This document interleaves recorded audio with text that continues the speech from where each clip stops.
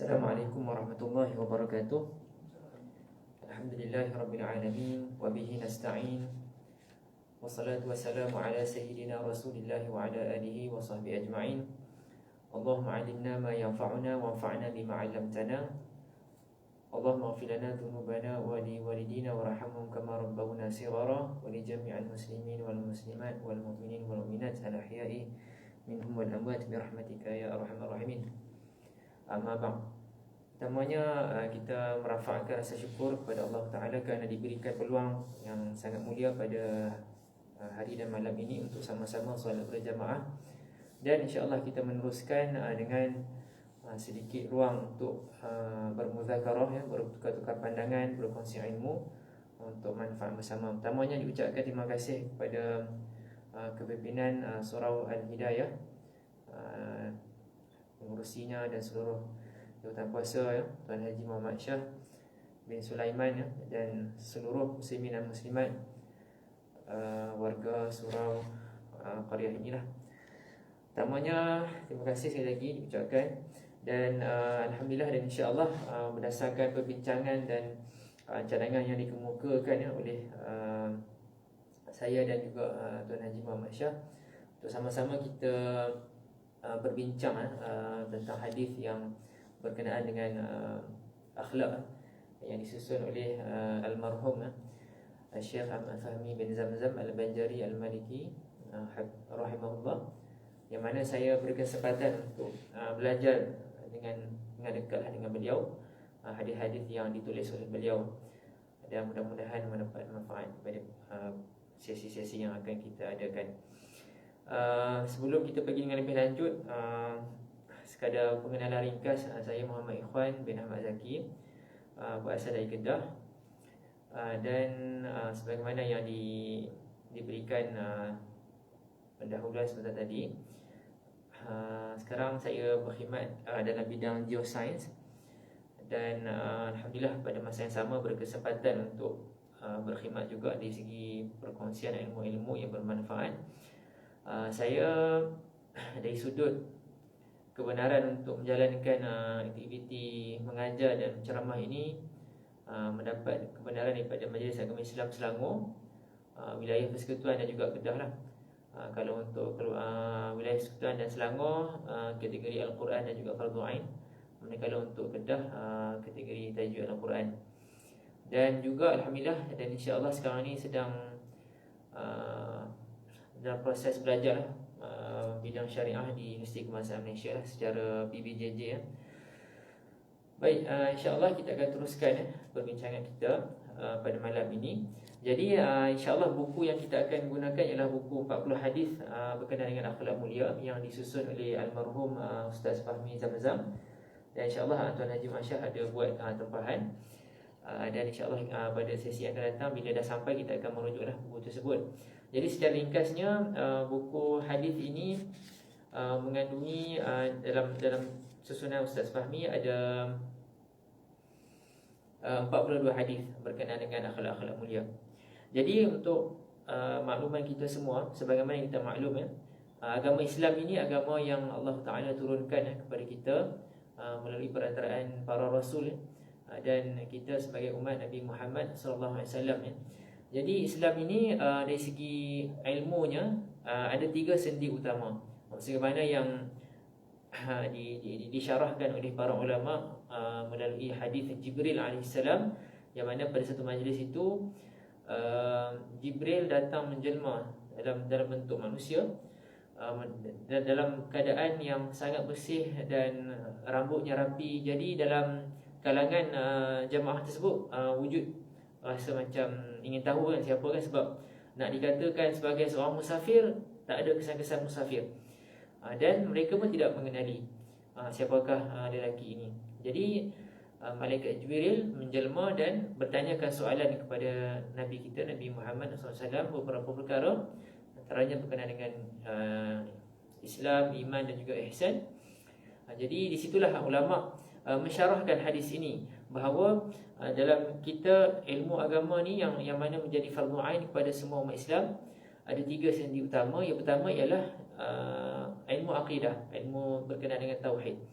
di mana kita mempelajari konsep-konsep tauhid kepada Allah Ta'ala, yang beriman kepada para malaikat, beriman kepada para rasul, kitab-kitab, beriman kepada qada dan qadar, beriman kepada hari kiamat dan seumpamanya, ya. Jadi kalau dalam perbahasan di Malaysia ini, di sudut akidah, di sudut tauhidnya, antara pendekatan yang digunakan ialah melalui pengajian sifat 20, yang mana dirangkumi semua perkara-perkara utama berkenaan dengan tauhid. Baik, yang seterusnya ialah aspek yang kedua, sendi yang kedua ialah ilmu dalam bidang syariah ataupun bidang fiqh. Yang saya dimaklumkan, surau ini telah mula menganjurkan juga kelas berkenaan dengan fiqh, berkenaan dengan panduan-panduan, peraturan-peraturan kehidupan kita. Macam mana kita nak solat, macam mana kita nak nanti dah nak masuk Ramadan, bagaimana kita nak melaksanakan Ramadan nanti, bagaimana kita nak bayar zakat, bagaimana kita nak tunaikan umrah, haji, bagaimana dari segi sudut muamalat kita, perbankan kita, pembiayaan daripada bank yang kita gunakan untuk beli rumah, untuk beli kenderaan. Kemudian apa lagi? Dari sudut kita hutang, dari sudut kita pajak gadai dan seumpamanya, ya. Termasuk juga bab-bab yang berkenaan nikah, kahwin, perhubungan antara manusia. Kemudian apa lagi? Berkenaan dengan fiqh jinayah dan seumpamanya. Itu adalah sendi yang kedua, iaitu yang berkenaan dengan peraturan-peraturan kehidupan kita, ya. Jadi itu yang kedua. Dan yang ketiga ialah sendinya dari sudut akhlak, dari sudut ataupun mungkin disyarahkan lagi berkenaan dengan tasawuf. Bagaimana kita nak menata hati kita, nak membentuk akhlak yang mulia, ya. Jadi kita lihat, ya. Yang pertama, akhlak yang pertama dari segi akidah, sememangnya perlukan akidah yang betul, sebagaimana yang kita maklum dalam Al-Quran disebutkan, wa man yabtaghi ghairal islam dinan fala yuqbala minhu wa huwa fil akhirati minal khasirin, ya. Sangat jelas, ya, fundamental dan basic bagaimana Islam ni sebagai kita punya akidah kita. Jadi siapa yang tidak mengambil Islam sebagai panduan hidup, maka di akhirat nanti dia tergolong dalam golongan orang-orang yang rugi. Dan yang kedua ialah di segi syariah. Jadi syariat yang diturunkan oleh Allah Ta'ala melalui Nabi kita, ya, Nabi Muhammad SAW, maka kita kena ikut syariah yang dibawa oleh Nabi Muhammad SAW.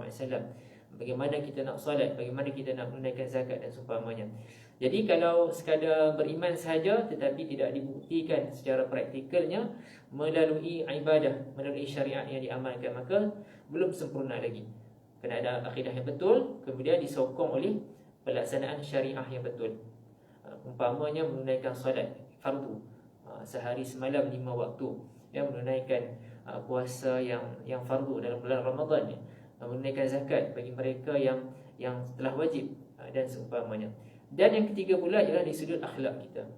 Bagaimana akhlak kita ni suatu yang sangat mustahab sebenarnya.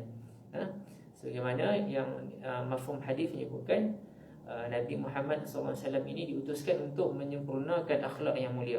Jadi mafhum daripada hadis ini dapat kita jadikan pedoman juga bahawa akhlak-akhlak mulia yang sedia ada memang selagi mana dia tak bercanggahan dengan dasar agama, maka Islam mengiktiraf dan Nabi Muhammad SAW diutuskan untuk menyempurnakan akhlak tersebut. Jadi kita lihat dalam kalangan sekolah sekalipun, inilah antara orang kata apa, aspek yang perlu kita berikan perhatian yang teliti lah. Kadang-kadang kita ada pemerhatian, kita lihat ada scholars yang tak selari apa yang mereka sebut, apa yang mereka kempen, tetapi dari sudut praktikalnya mereka tak selari. Jadi insya-Allah lah antara panduan yang boleh jadikan rujukan kita, ulama yang mereka ni dari segi ilmunya berautoriti dan akhlak pun dia buktikan dengan akhlak yang mulia. Ya, mudah-mudahan kita diberikan kekuatan dan pedoman untuk berusaha, ya, untuk mencari ilmu yang bermanfaat dan diamalkan dalam kehidupan kita. Jadi insya-Allah pada malam ini saya mulakan dahulu dengan mukadimah yang disusun oleh penulis kita rahimahullah taala wa nafa'ana bi ulumihi fid dharain amin. Jadi insya-Allah sesi kita saya mengesyorkan lebih kepada interaktif. Kalau ada apa-apa perbincangan dipersilakan, ya. Mudah-mudahan ada manfaat. Yang mana yang yang saya tahu insya-Allah kita boleh kongsikan. Dan kalau ada yang masih belum dapat dijawab, insya-Allah kita akan adakan follow up. Baik. Jadi saya lebih cenderung kepada perbincangan yang ada rujukan lah, daripada kita open orang kata apa tak bertali ni, nanti dia sampai mata tempat. Jadi kalau ada base ni, insya-Allah lah kita boleh rujuk jadi lebih orang kata apa, lebih tersusun lagi lah Okey, baik.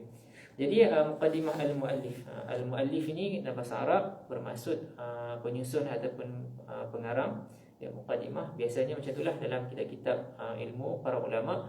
Dia akan ada satu bentuk pendahuluan yang ditulis oleh penulis tersebut untuk memberikan gambaran kepada kita apakah tujuan dan hasrat yang nak disampaikan oleh penulis. Baik, saya mulakan. Akhlak mulia adalah buah daripada iman yang terhunjam di lubuk hati.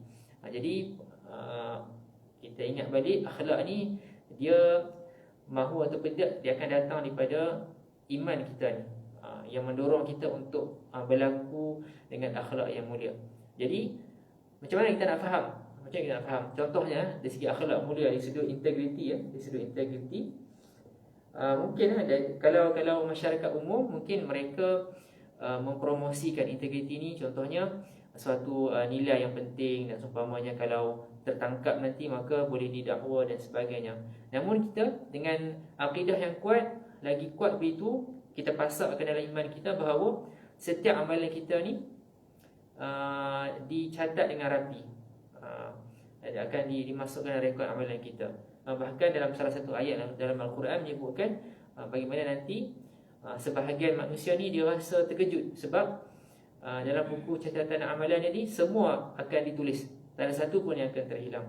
Jadi di situ antara titik pasak utama yang menjadikan keyakinan kepada kita untuk menjaga integriti. Kerana apa? Setiap satu itu akan dihisab, akan dinilai dan diadili oleh Allah Subhanahu Wa Taala. Kita yakin semua yang kita buat ini akan disoal oleh Allah Taala nanti.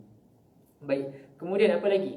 Dari segi ma'ruf, perkara-perkara kebaikan yang kita buat kepada orang lain, perkara-perkara kebajikan, perkara-perkara tabarru'at yang kita buat, semua tu kita yakin bahawa insya-Allah walaupun tidak ada recognition daripada orang biasa, daripada crowd, daripada netizen dan sebagainya, tapi kita yakin bahawa amalan itu Allah Ta'ala akan berikan balasan nanti di akhirat nanti, regardless tidak ada orang kata apa, tidak ada social recognition ataupun award tapi kita yakin bahawa Allah Ta'ala akan memberikan balasan tersebut. Okey. Jadi kembali kepada apa yang dinyatakan oleh muallif di sini, kita ingat macam itulah. Iman kita kalau betul, kalau kuat, insya-Allah dia akan menghasilkan akhlak yang mulia. Okey. Orang yang sempurna imannya mesti sempurna akhlaknya. Itu kena selarilah, iman dan akhlak kena selari. Sebagaimana kita bincang tadi, sendi ilmu agama ni ada tiga. Yang pertama dari segi iman, kedua syariah, dan ketiga ialah akhlak. Maka kuat ikatan antaranya. Okay. Sebaliknya orang yang runtuh akhlaknya menunjukkan atas keruntuhan iman yang ada dalam dadanya. Jadi ada kaitan. Orang yang dia kata apa, melanggar peraturan-peraturan agama, yang melanggar integriti, yang ada pecah amanah. Jadi di situ mungkin boleh dilihat balik macam mana keadaan dan kedudukan iman dan keyakinan dia. Baik. Akhlak mulia adalah ciri utama bagi setiap Muslim kerana hakikat iman apabila wujud dalam hati, ia akan dapat memelihara segala tindakan dan perbuatan seseorang. Itulah contohnya dulu kan pernah jadi perdebatan hangat macam mana yang kes dulu ada seseorang yang mencuri duit masjid kan. Itu tak apalah, secara umumnya kita ambil yang tibar daripada peristiwa yang berlaku tersebut.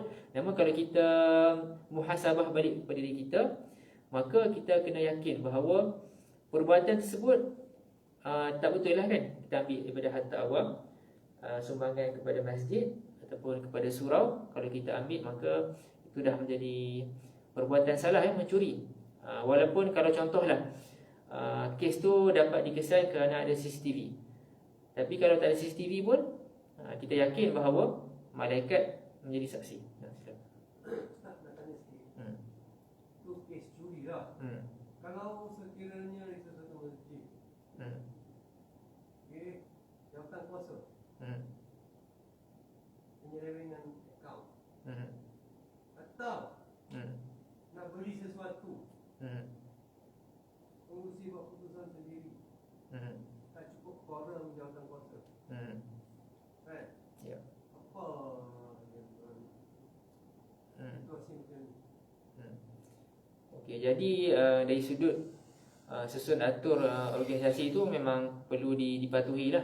Kita kena ikut struktur yang telah disepakati lah. Sebab dia melibatkan orang kata apa, funding daripada umum kan. Jadi perlu diteliti lah macam mana perlembagaan ataupun peraturan yang telah disepakati lah. Tengok apa dia punya bidang-bidang kuasa dan seumpamanya lah. Itu yang saya boleh syorkan lah.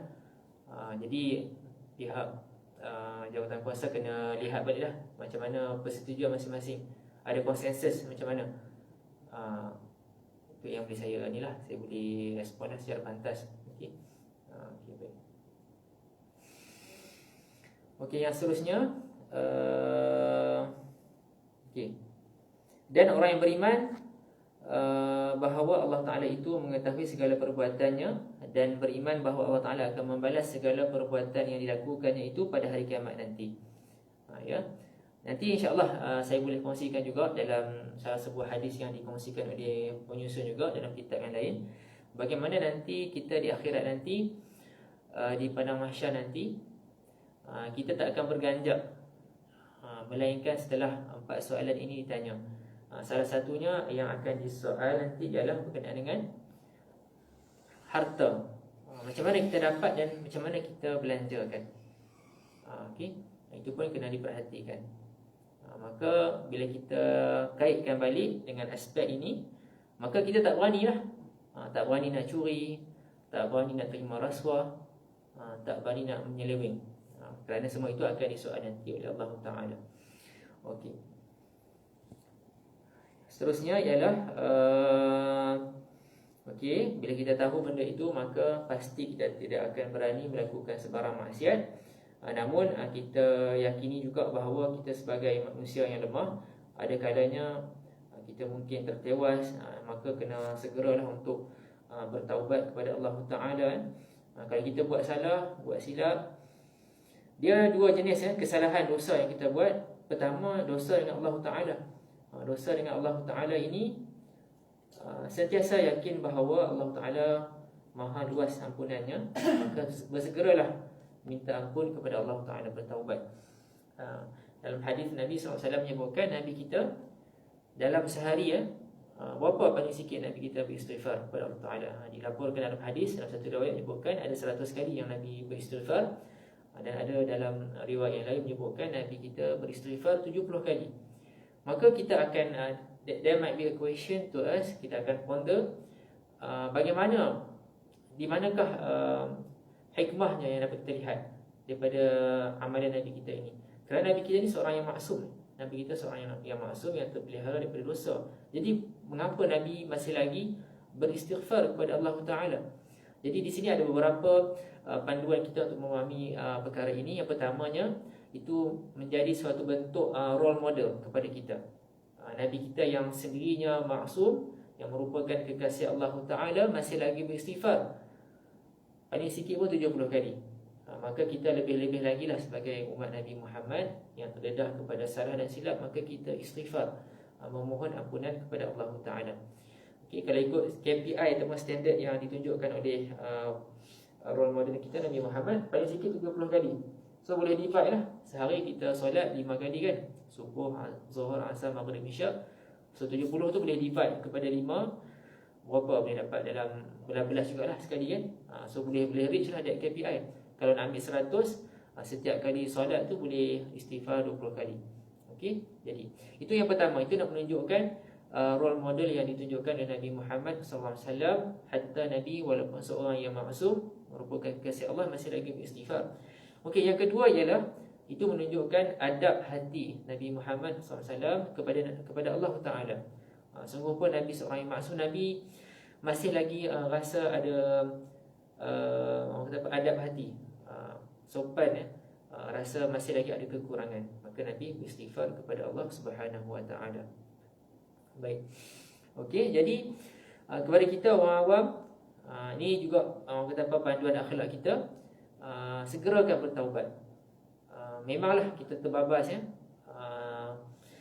tersilap, maka segerakan bertaubat kepada Allah Taala. Mungkin ada hasutan syaitan, syaitan kata tangguhkan dulu taubat ni. Sekarang ni orang kata apa, enjoy dulu hidup, nanti bila dah start pencen, nanti bila ada masa lapang baru combine semua dosa tu, bila sampai pencen nanti baru langsamkan taubat. No. That shouldn't be done lah ya, sebab kita tak tahu kan bila ajal kita, maka kita ambil konsep yang orang kata apa, clear the debt as soon as possible lah. Kalau tersilap sikit, terus segera taubat kepada Allah Ta'ala. Kita acknowledge bahawa kita lemah dan kita mohon ampunan Allah Ta'ala. Itu yang pertama, dosa dengan kita terhadap Allah Subhanahu Wa Ta'ala. Namun dosa yang kategori kedua ni yang kita lebih risau, iaitu dosa sesama makhluk. Yang ni Allah Ta'ala tak akan clear kan, melainkan kita clear dengan sesama makhluk. Apa contoh? Kita berhutang, lepas tu lari, tak bayar. Yang ni tak betul lah, salah kan. Sebab dalam dalil-dalil menyebutkan perkara ini yang menyebabkan seseorang itu terhalang daripada masuk syurga nanti, sebab dia masih lagi berhutang dengan orang lain, hatta orang yang syahid dalam peperangan fi sabilillah. Okey. Kemudian apa lagi dosa lain? Mungkin mengumpat ya, kita bercerita benda yang tak elok tentang orang lain di belakangnya, di luar pengetahuannya. Bukannya belakang secara fizikal ni, tak, di luar pengetahuannya. Okey. Dan mengumpat ni banyak bentuk lah. Ada bentuk bertulis, ada bentuk orang kata apa, pergerakan body gesture dan seumpamanya. Maka mengumpat ni ribah, dia itu juga merupakan dosa sesama makhluk, yang mana Allah Ta'ala tak akan ampunkan, melainkan orang yang diumpat itu yang memaafkan, yang menghalalkan. Maka kena pay attention lah. Sebab nanti di akhirat nanti ya, kita kena ingat ya, ini kita tie back to kita punya fundamental faith, fundamental belief, bahawa di akhirat nanti akan ada proses pengadilan. Yang ni yang kita sangat risau ya. Kerana apa, nanti currency di akhirat nanti, apa dia currency dia? Masa tu dah tak guna dah ringgit, tak guna pound, tak guna USD, tak guna Thai baht tak ada guna rupiah. Semuanya nanti akan menggunakan currency dosa dan pahala. Dulu pernah Nabi bertanyakan soalan ini kepada para sahabat tentang apakah yang dimaksudkan dengan muflis. So banyaklah cadangan yang dikemukakan apakah maksud muflis itu. Dan akhir sekali Nabi menyebutkan muflis ini dari sudut perspektif kita, berdasarkan keimanan kita di akhirat nanti, orang yang muflis ni, dia sebenarnya initially dia banyak pahala. Dia pergi haji, dia pergi umrah, dia bagi sedekah, dia bantu anak yatim, dia solat banyak, solat malam, solat siang dan seumpamanya, puasa sunat.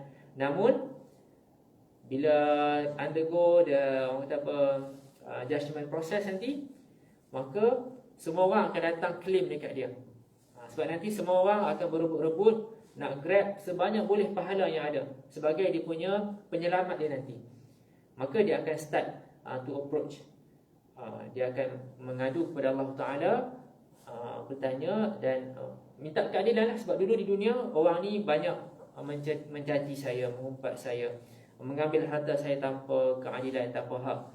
Maka melalui proses keadilan tersebut, maka apa yang berlaku, orang tersebut yang dia zalimi itu akan diberikan pahala kita. Okay.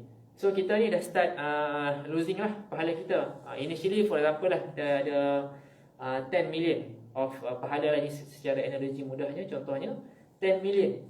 Tapi bila orang start to claim, maka dah start reducing lah. Daripada 10 million tu dah berkurang. Dan disebabkan terlalu banyak yang kita buat salah kepada orang lain, dan setiap kesalahan itu pula dia punya pemberat dia pun besar. Okey, jadi makin sikit lah. Dan last sekali, disebabkan terlalu banyak pahala kita dituntut oleh orang lain, maka kita dah reach nilai lantai dah zero lah. So what's next? Apa lagi boleh dibuat? Masa tu boleh buat loan tak? Masa tu dah tak ada loan kat sana kan. Pahala semua dah habis. Maka apa yang berlaku ialah kita pula kena ambil dosa orang tersebut. Dan sekali habislah. Dah lah dulu amalan initially dia banyak, tetapi disebabkan orang yang menuntut, maka dia dah sikit-sikit sampai zero, dah tak ada benda dah nak bagi ke orang, maka dia ambil pula dosa orang lain. Maka itu yang kita risaukan. Maka oleh sebab yang demikian, bila kita ingat benda ni, boleh jadi ke satu tahap kita tak boleh tidur malam. Kita fikir balik, setakat ni apa kita dah buat kan. Maka macam mana yang kita sebutkan tadi, ambil pendekatan, orang kata apa, secara progresif lah, progresif. Tak perlu nak tunggu dekat satu tarikh nanti baru kita nak clear. Contohnya budaya kat Malaysia macam mana?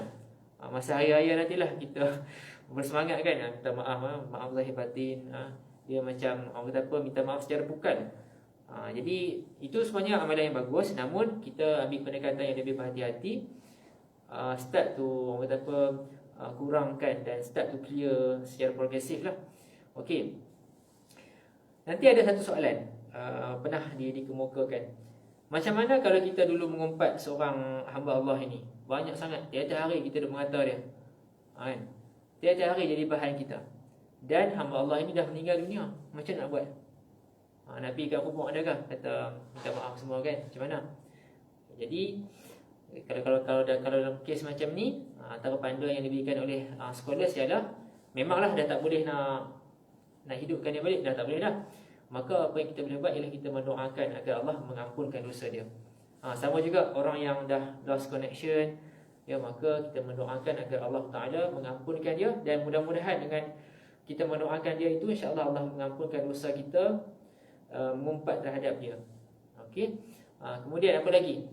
Kalau kita ni dulu mungkin kita diuji dengan kesempitan kewangan, start to list down hutang-hutang yang ada, dan try to orang kata apa, clear the debt tu secara progresif.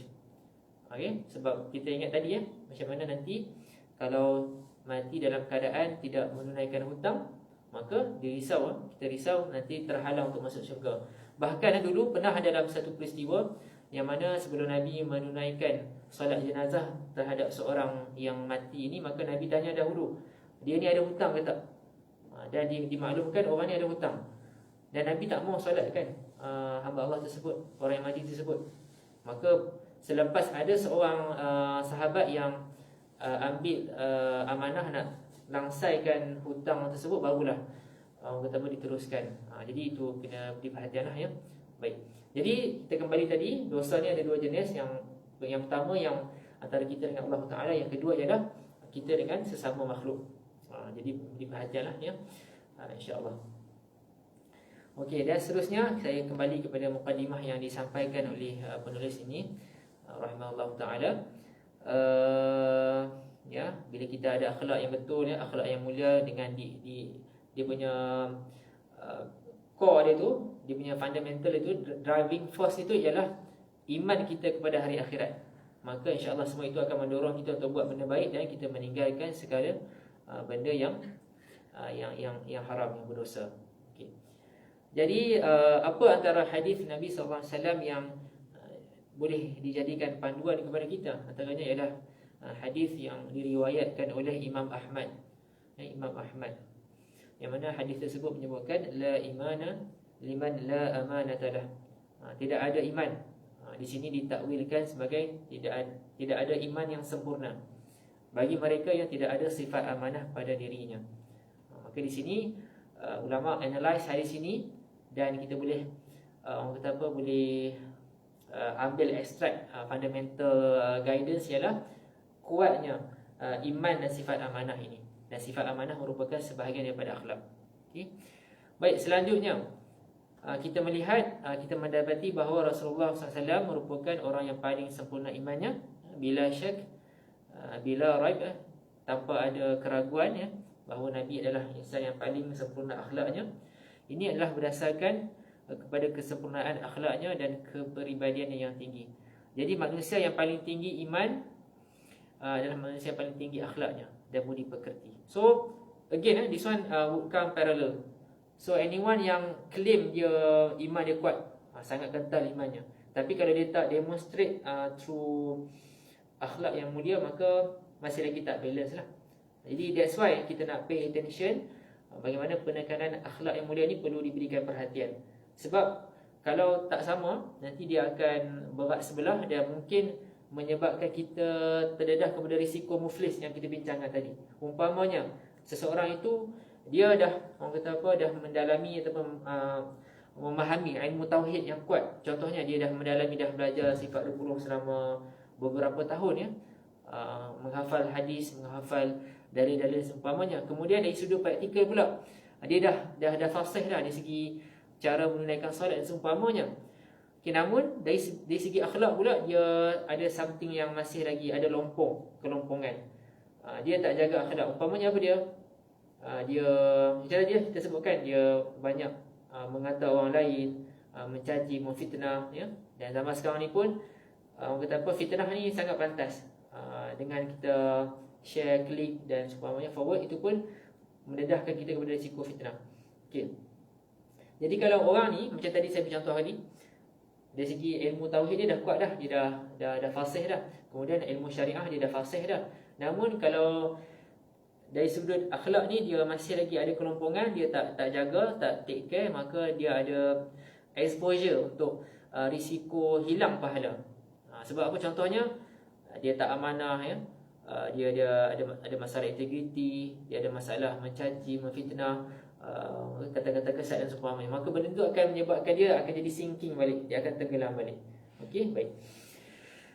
Kembali seterusnya kepada mukadimah di sini disebutkan ya, sebagaimana ditanya kepada Sayyidatina Aisyah radhiyallahu anha ya.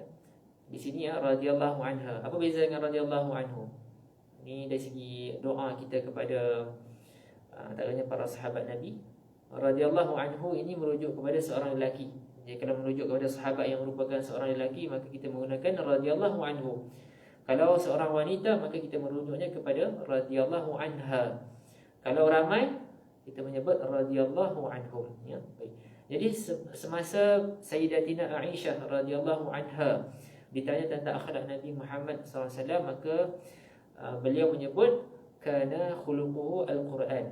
Hadis ini diriwayatkan oleh Imam Muslim, menyebutkan bahawa akhlak Nabi Muhammad SAW ini ialah akhlak yang merupakan Al-Quran. Maksud kata Nabi ini dia menterjemahkan intipati ajaran Al-Quran ini dalam bentuk akhlak Nabi Muhammad sallallahu alaihi wasallam. Okey, saya rasa mungkin untuk malam ini sebagai orang kata apa, pertemuan dan mukadimah, itu adalah antara beberapa intipati yang telah kita bincangkan. Maka sekarang ni sebagai orang kata apa, introductory, kita dah boleh nampaklah aspek akhlak ini perlu diberikan perhatian ya.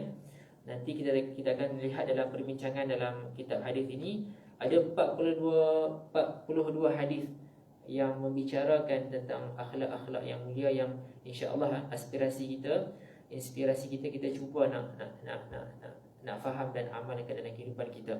Jadi sebelum kita tangguhkan pertemuan dan perbincangan pada malam ini, bolehlah kalau saya boleh kongsikan best practice lah yang boleh saya extract dan kongsikan berdasarkan pengalaman yang saya jalani sebelum ini.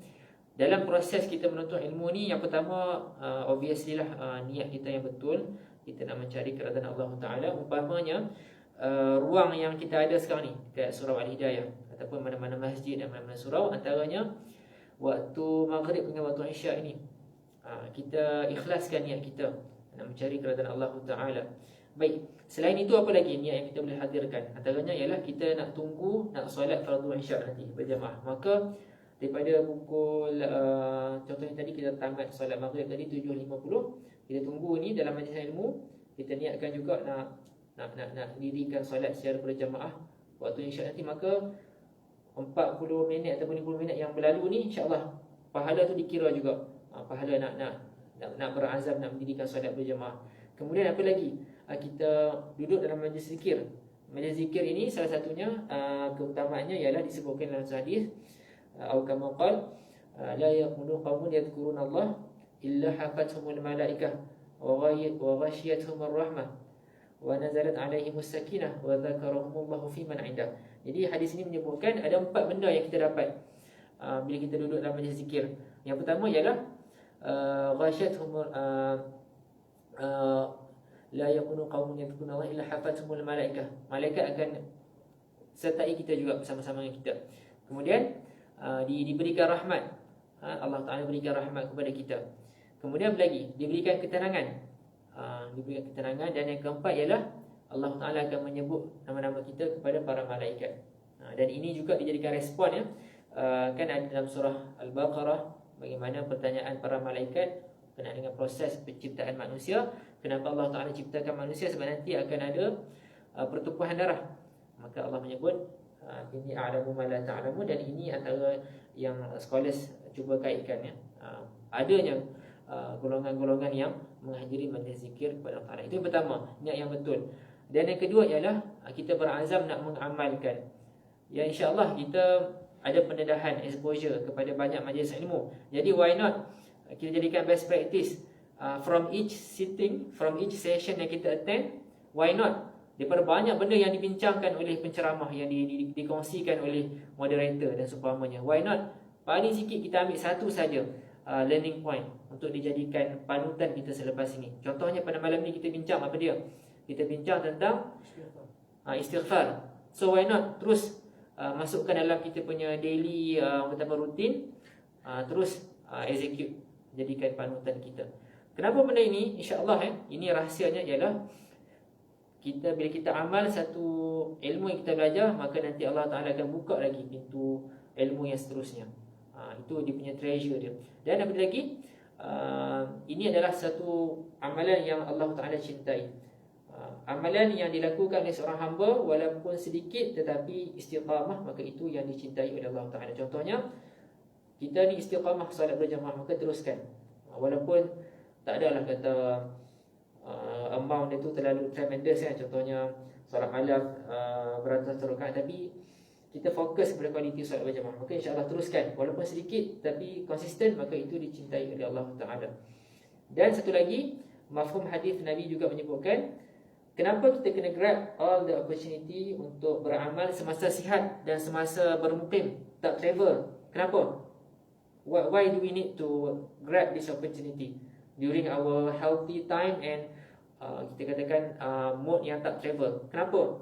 Kerana dengan kemurahan rahmat Allah Ta'ala, kalaulah nanti ditakdirkan kita tak sihat, contohnya demam ke, sakit yang agak kritikal, contohnya dalam tempoh seminggu badan lemah, tak dapat nak tunaikan solat fardu berjamaah, tak dapat nak baca Al-Quran pagi tu, tak dapat nak bersedekah, tak dapat nak beristighfar contohnya, maka dengan kemurahan, dengan keluasan rahmat Allah Ta'ala, walaupun kita tak dapat buat masa tempoh tu, seminggu yang kita sakit tu, tapi dengan rahmat Allah, kemurahannya, pahala tu masih lagi berjalan. Walaupun seminggu tak buat, tapi pahala tu masih lagi berjalan. Sama juga, contohnya masa kita sihat dan kita tak travel ke mana-mana, kita dekat lokasi kita, dekat mukim kita, kita istiqamah, contohnya satu muka surah Al-Quran selepas solat fardu subuh contohnya, dan kemudian nanti kita travel. Of course lah, masa travel nanti ada banyak masyaqqah, ada banyak kesulitan, maka dengan kemurahan dan luasnya rahmat Allah Ta'ala, maka pahala itu masih lagi berjalan. Jadi itulah sedikit yang boleh jadikan perbincangan kita pada malam ini. Mudah-mudahan mendapat manfaat.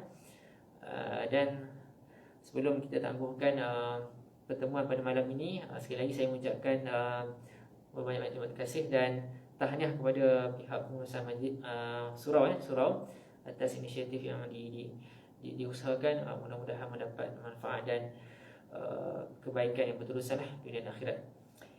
Mungkin sebelum kita akhiri, ada sebarang tambahan ke maklum balas ke kan, bolehlah kemukakan ya, silakan. Nak tanya sikit. Saya dapat membekal kapek.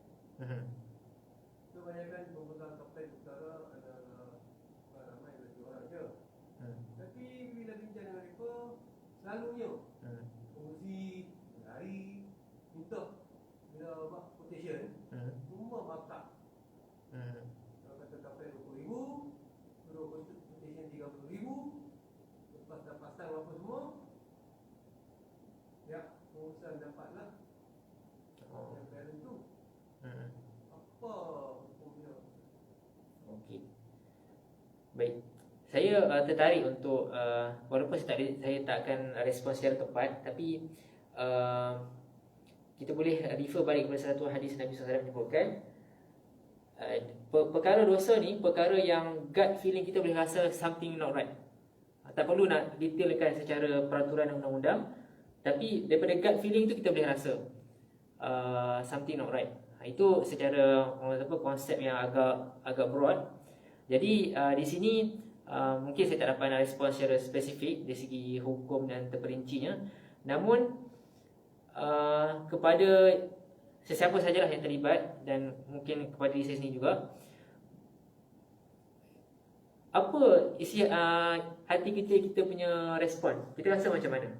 Is it something right or something not so right? Okay. So very wrong. Yes. Saya try. Saya dah pasal beberapa isu di Pulau Pinang. Saya terus pergi ke SPRM. Dan bukan dalam kuasa bidang SPRM pun. Oh ya. SPRM tak boleh gunakan. So apa situasi macam tu? Macam mana nak menghalang mereka dari tersolak itu semua? Ya. Okey. Secara execution, secara law tu I couldn't advise lah very specific, but itulah kita inilah usaha-usaha yang kita buat ni. Kita menggerakkan majlis ilmu dan kita instill the awareness back to the concept that kita discuss tadi, bahawa semua benda ni akan disoal nanti. 4 soalan yang Allah Ta'ala akan tanya kepada kita nanti di akhirat nanti. Salah satunya tentang harta kita. Macam tadilah Tuan Haji sebutkan, nanti Allah Ta'ala akan hisap 10,000 daripada quotation yang markup tu akan dinilai balik. Kalau tersangkut habis lah. Itu kita risau tu.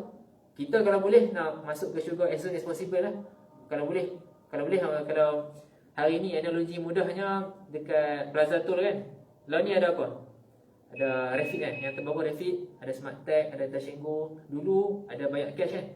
Hak mana kita suka? Paling laju kan? Sebab kalau banyak cash dulu kan, kena patok panjang.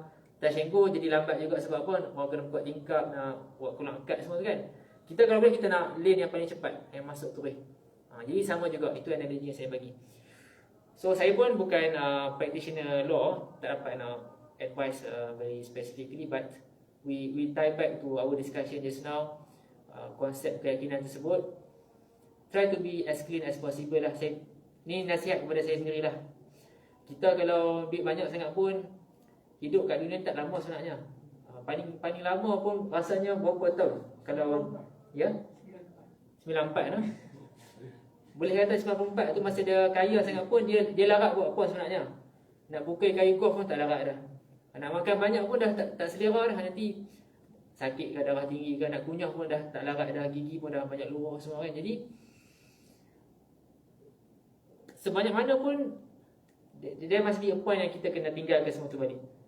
Dan kita beyond that, our belief is that nanti masuk kubur nanti macam mana kan. Nabi menyebutkan kubur ini salah satu orang kata permulaan ke alam akhirat nanti. Kalau siapa yang kubur itu jadi salah satu daripada ke arah syurga, maka seronoklah dia. Kalau dia jadi permulaan kepada azab, maka takutlah dia. Jadi kita fikir baliklah benda tu kan.